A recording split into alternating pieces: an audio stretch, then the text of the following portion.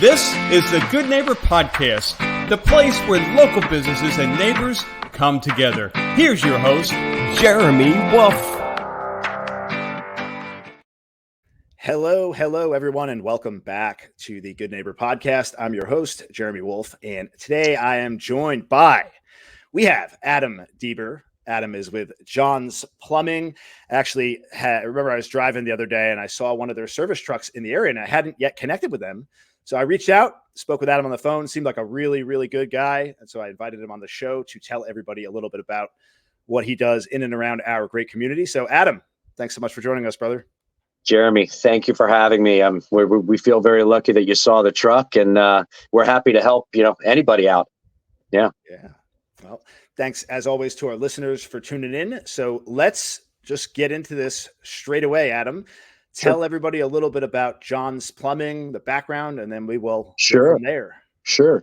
So John's Plumbing is in business, 45 years. I mean, it's a long-standing business. You got me beat by 1 year. I'm 44 years old. So are you really? You don't look a day over like 42. Oh, thanks.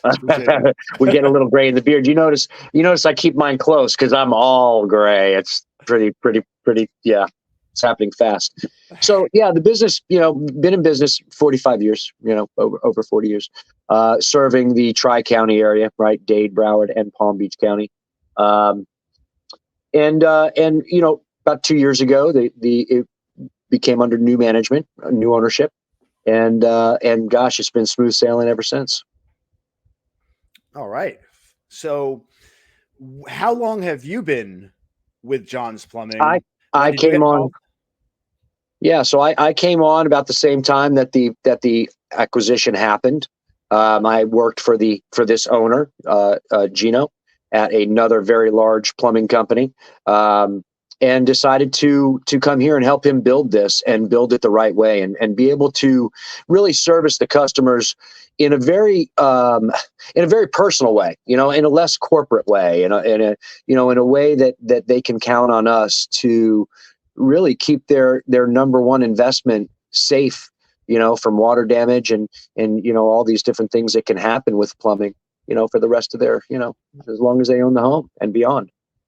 So safe to say you guys are bringing quite a bit of experience from your background, from what you've been in this industry for quite some time. So I wanted to get a little bit into some tips, maybe clear up some common myths or misconceptions that folks have surrounding the plumbing. I know me personally, I had to go through the whole polybutylene repiping in my house in Cooper City. So I was hoping you could kind of share a little bit with our listeners, some tips, and clear up some misconceptions. Yeah, and that polybutylene situation is no fun, and repipes are no fun to have done to your home, because it certainly puts some stress on the family unit, right? Oh yeah. So polybutylene lines were something that were used, between about 1989 and about 1996. So if your home was built between 89 and 96, you may have polybutylene lines and not even know it. And the thing about these lines is, look, you may never have an issue, right? But when you do have an issue, it's going to be a serious issue. And they outlawed those pipes very quickly in 1996, and they're no longer, code or able to be used. So if you do have that situation, you can certainly contact us, and we're happy to help. Yeah. So speaking of that very issue, like I said, I had to go through that. I was out of town on vacation, and I got home, and thankfully my neighbor turned off the valve. It was leaking, and it wasn't going in the house. It was going out into the street, but it was gushing water out. Yeah. Pipe burst. We tried to kind of override it and fix it, and it just didn't work. And it was time for what happens is as you fix, you might try to fix one leak that you have, right? And then as you fix that, you're putting pressure on the system again, and it's going to blow out in the next place that was suspect, which is going to be one of those connections. Yes, I did learn this along the way, for sure. So what are some other tips or things you could share with our listeners? So the number one thing I think that I could tell a homeowner is, if you're in your bathroom and you flush your toilet and you hear a bloop, bloop, bloop, you hear some kind of bubbles coming up, right? That is a sign that you have what's called a soft clog. and the water's not able to move past it. It moves past it very slowly. And then when it does, air bubbles come up through that water, and that's the noise you're hearing. That's a warning sign telling you that you're going to have an overflow, right? So don't keep testing it and flushing it and doing all those things people do. It's really funny. A lot of people will tell me, yeah, it almost overflowed, so I flushed it again. And then it overflowed, right? So when you hear that, just call us. Don't mess around with it, because the last thing you want is, those things that come out of a toilet, right? Blood, urine, feces. It's not a pretty picture for your home. Yeah, I think what is it? An ounce of prevention is worth a pound of cure, I think is the saying. Especially in this business, we find the common misconception, right, is a lot of times people will say, oh, well, you know what? I can just have my handyman do it. And I always say, we know a lot of, and we know a lot of great handymen, and we actually use them, right? If a customer might need, their baseboard replaced because of water damage, we might say, hey, call this guy. He's very good, right? But when it comes to plumbing and electrical, you want to call a company that has, that's fully insured, that has plenty of experience, that's licensed, and that has a financial wherewithal that, God forbid, something happens while they're in your home, they're going to take care of it and they're going to fix it. Right. So, yeah. Makes a lot of sense. And I got to say, we all learn things as we go through this journey. My issue with my pipes, I remember, like I said, guilty as charged, not with the handyman issue, but for not taking action when it was recommended to me. I had the house I'm in right now, I had a tenant in the past, and they moved out, and I was doing some work in the house, and I had a plumber come by, and they said, hey, look, you really need to change the pipes in the house because of XYZ. And I wasn't listening at the time. I said, well, I don't want to make the investment. Let's just fix this and that. And now I'm dealing with why I live here, and it's become a bigger project altogether. Sure.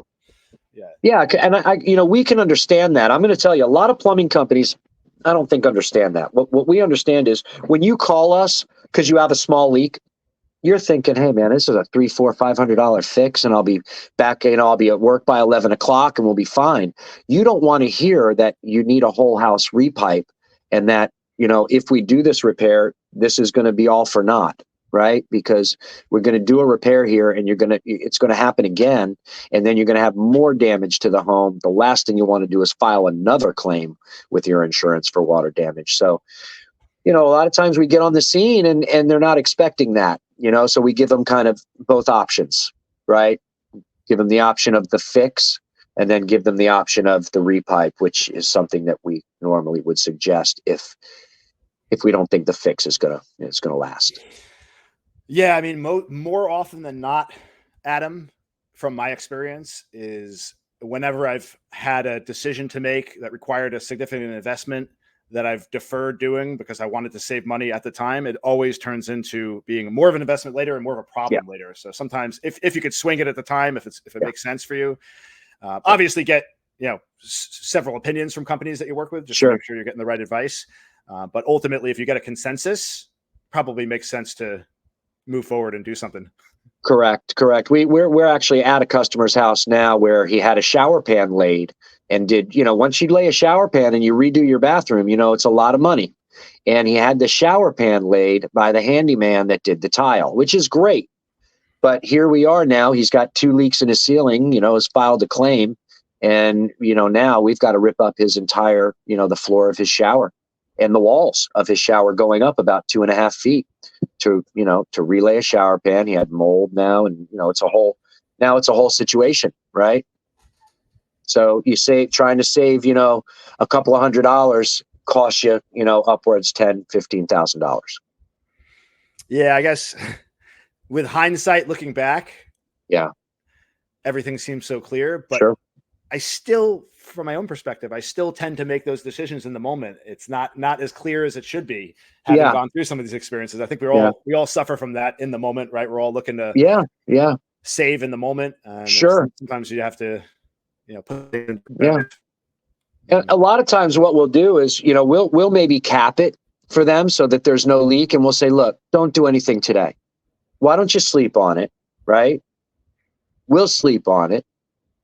give us a call tomorrow. Let us know what you think after you've had time to, talk to your family and your, whoever is your person that you get your advice from other than us, right? Because we can only offer our professional, expertise, but, a lot of times the customer really need to make their own decision and feel good about it. And we're happy to, help them do that.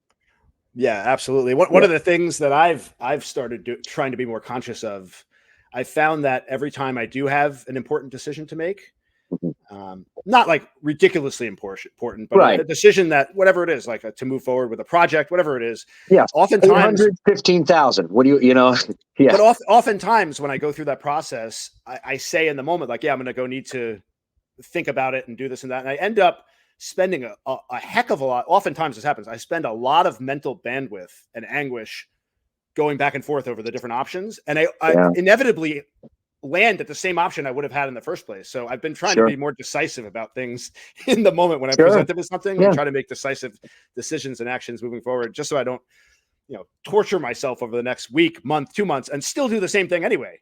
Right. 100%. Yeah. And especially when you're talking about, look, for most people, the home they live in is their largest, investment, right? Not everybody has 5 and 6 homes spread out through the country. Yeah. Right. We live in our largest investment, and the fear, of something happening to that investment can cause a lot of stress. Yeah. Sometimes it's better to just get it taken care of right away. You sleep better at night. And just make sure that you're using, if you're not using John's Plumbing, make sure that you're using a licensed, insured contractor with plenty of experience in doing what you need done in your home. Because not everything is as simple as changing out a garbage disposal, right? Yep. If you do a lot of repipes, you start to learn how to reroute the pipes in such a way that you're doing minimal damage in a customer's home, right? Which is super important, because that's the difference between $3,000 in putting back the drywall and $12,000 in putting back the drywall, is how the plumber makes his cuts and where he cuts, right? So had quite a few holes in my house. I still have some of them. I believe it. They're 20, 30 holes throughout the house. Yeah, I believe it. Areas. Yeah. So big project. Yeah, no doubt. And it's never fun. It's stressful for the customer. Indeed. So shifting gears for a second. Yeah. What do you like to do for fun when you're not working, Adam? Tell us. Well, I don't know if you can see, but I do play guitar. I'm a musician. I've been a. Hold on, just lost your volume there for a second. Sorry about that. You're back. So I see the guitar's on the wall back there. We have that in common. I've been playing the guitar since I was 15. I know. That's awesome, man. It's great, right? A lot of fun. It's fantastic. Talk about a stress reliever. Whenever I'm having a tough moment, I can just pick up the guitar and just start to play, and all my stresses go away for at least temporarily. Right. Well, for me, it was a profession for many, many years. I was a musician, touring, recording artist, and then you get older, and it's a young man's game, right? And I kind of transitioned my life, and went from that to you're talking about things I love to do. I love to play guitar. I love music, right? I play a lot of instruments, but I love playing golf as well. I'm an avid golfer. Any given afternoon, after work, you can catch me at my local golf course, either chipping and putting or playing 4 or 5 holes with my buddies, a little skins game, What's your local golf course where you play? Palm Beach National, PBN, the place to be, the Nash. Nice. Shout out to my boy, Mikey D. What's your handicap? I'm about a 6. Oh my God. It's a real deal golfer we got going. At my very, very best, I was in the single digits, but right. 8-ish, I guess. But right. 6 that's legitimate. Yeah. It's 6 is a tricky number. I'll tell you why it's a tricky number. Any given day, right? I might shoot even par. I might shoot 12 over. So it's a tricky, I play with a lot of guys who are scratch golfers, and the scratchies, they don't vary too much. He's going to shoot 2 under. He's going to shoot 3 over. That's it. Yeah. Maybe 4 over, 5 over. But, when you're in that 6 range, it's hard to break through and get down. The difference between a 6 and a 3 is, it's incredible. Yeah. No, I mean, the people that are at the highest level that are on the tour. Oh gosh. But the difference between them and the people that are kind of scratching the edge to try to get into the tour, are you talking about like what, a half a stroke difference or one stroke? So it's funny you talk about that because I just read something. The difference between a professional golfer on the PGA Tour and a scratch golfer, that's a guy who shoots under par all the time, right? It's not birdies. It's double bogeys. Really? It's damage, right? Damage control, right? It's damage control. It's all in here. It really right? is. I mean, it's all mental. yeah, to a certain point, right? Once we get to a certain skill level, it's really, you just got to, it's a very Zen thing. It's all, I'm not a karate guy or a martial arts guy, but I would think that somebody into martial arts could really, take that mindset to golf. Absolutely. I mean, I think that's what made Tiger Woods so great. He obviously was operating at a very, very high skill level, but there's other golfers that at their best maintain the same skills that he has. He was just able to control his mind so effectively that he created such an unbelievable consistency. He won like 25% of the tournaments he started in, which is just insane. I remember when he came to play in the Masters and Curtis Strange was interviewing him and he said, "So what do you think?" He's like, I'm going to win. I think I'm going to win. I'm here to win. And Curtis Strange really it's a very famous video. If anybody out there wants to look it up, it's fantastic. He went on to win the Masters that year, and Curtis Strange became, one of his better friends. But it really taught him a lesson, that this guy was serious. And his son, incidentally, is trying to qualify today. He's actually in Palm Beach right now trying to qualify for this next PGA Tour event, his son, Charlie. Yeah. It's going to be interesting to see how that unfolds. It really is. It's exciting. Before we wrap up here, Adam, why don't you share with our listeners the one thing that you'd like them to know about your business, and maybe also what's on the horizon, right? Looking forward, what do we have to look forward to? What would you like everybody to know about John's Plumbing? Sure. Well, one thing about us is we don't subcontract stuff out. If we're doing the work, we're doing the work. We have our own truck. So any cast iron replacements, we specialize in that.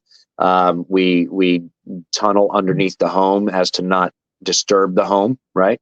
So you can live in your home while we change out your cast iron below. So anybody that's, got cast iron in their home, it's probably timing out, right? And it's probably corroding. And we can take care of that. We do literally everything. When I say soup to nuts, I mean, from changing your garbage disposal to, a whole house repipe, sewer lines, gas lines, and supply lines. So we can do everything, run the gamut there. And we also have a program, right, where we come out to your home twice a year. We do inspections, right? And we do this it's very inexpensive. And you also get to the top of our list, which is a preferred customer. So you will have guaranteed service today without a surcharge, right? So a lot of times, let's say you called me at 7:00 at night and you had a leak. We're going to have to charge you some kind of a service charge to come out there, right? But if you're on our VIP list, we're coming out there for free. There's no service charge. And you're going to get 10% off all of your service. So think about that. If you have a whole house repipe that you need done, and let's just say it's a $15,000 repipe, you're going to get $1,500 off that repipe just by being a VIP customer of ours. No, it makes a lot of sense too to have a company that's going to have to come back and perform routine or not routine, but service from time to time. It makes sense to have a company that you could work with and that you trust, that's kind of there for you and you have a relationship with. So yeah. One thing I will tell you also about our whole house repipes, for the supply lines, right? Like you had, we give a lifetime warranty on all labor, right? Wow. And that's also transferable. Should you sell your home, you're going to be able to transfer that warranty and that guarantee right to your buyer. Oh, that's smart. Yeah. It adds value to the client. It keeps your relationship consistent. And if they ever have another issue outside the service, they're going to obviously default by going to you. So building relationships, giving back where you can. And we'll know more about that home than they do. Absolutely. Right? If you're a new buyer and they call us out there, we can tell them the entire history of that home that we have, right? Because we record everything that we do with photos and notes. And so we'll already know the plumbing history of that home. Love it, man. We also do inspections if you're buying a home as well. You can contact us and say, hey, you guys want to go out there and perform a plumbing inspection for us? We're happy to do it.